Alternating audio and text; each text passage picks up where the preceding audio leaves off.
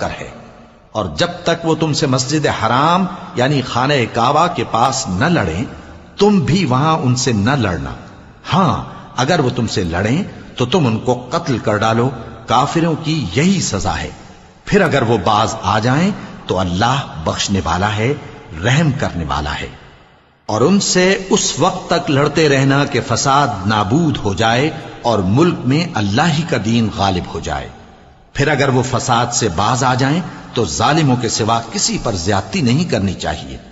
ادب کا مہینہ ادب کے مہینے کے مقابل ہے، اور ادب کی چیزیں ایک دوسرے کا بدلہ ہیں۔ پس اگر کوئی تم پر زیادتی کرے تو جیسی زیادتی وہ تم پر کرے ویسی ہی تم اس پر کرو، اور اللہ سے ڈرتے رہو اور جان رکھو کہ اللہ ڈرنے والوں کے ساتھ ہے۔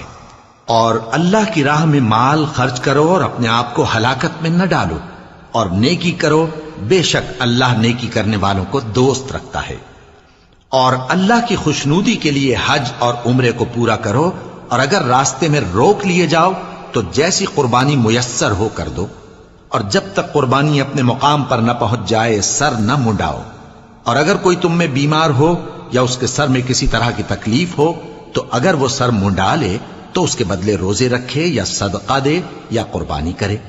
پھر جب تکلیف دور ہو کر تم مطمئن ہو جاؤ تو جو تم میں حج کے وقت تک عمرے سے فائدہ اٹھانا چاہے وہ جیسی قربانی میسر ہو کرے، اور جس کو قربانی نہ ملے وہ 3 روزے ایام حج میں رکھے اور 7 جب واپس ہو، یہ پورے 10 ہوئے۔